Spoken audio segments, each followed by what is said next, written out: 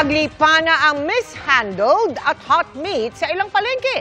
Kung kailang panahon pa naman ng mga handaan sa Quezon City, mahigit 4,000 kilo ng karne ng kalabaw ang nabistong galing sa hindi otorisadong katayan. Daan-daang kilo pa ng frozen meat ang kinumpiska sa magkakaiwalay na pwesto dahil wala sa tamang lalagyan o kaya'y nakatiwangwang.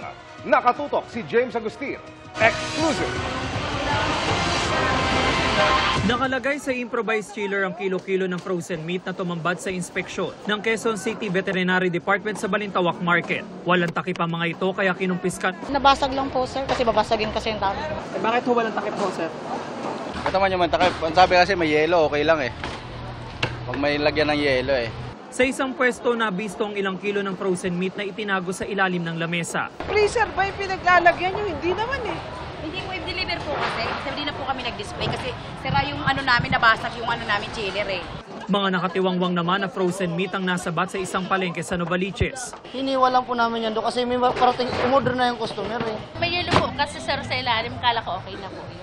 Umabot sa 210 kilos ng mishandled frozen meat ang nasabat sa dalawang palengke na dinala sa condemnation pit sa Payatas. Pagka kumain ka ng ganyan na-expose sa contamination na ganyan,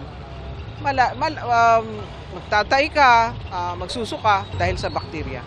Nasabat naman ang kilo-kilo ng local cara beef o karne ng kalabaw sa Balintawak Market pa rin. Hindi raw kasi ito galing sa otorisadong katayan kaya tinuturing itong hot meat. Mabahaw na. So we suspect na pag nung kinate ito, nag-undergo ng flooding. Ibig sabihin, pinapainom ng tubig. So pinapainom ng tubig para bumigat, para lumaki yung kita nila, which is nalalagay sa alanganin yung meat safety. Ang nasabat aabot sa 4,538 kilos.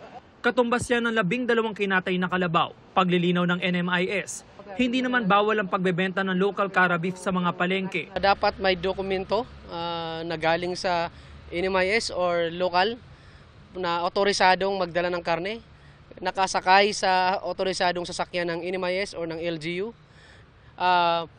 malinis at saka may tatak ng pagsusuri. Para sa GMA Integrated News, James Agustin, nakatutok, 24 oras. Mga kapuso, samahan nyo kaming tumutok 24 oras. Bisitahin at mag-subscribe sa GMA Integrated News sa YouTube. Sa mga kapuso abroad, bisitahin ang GMA Pinoy TV at www.gmanews.tv.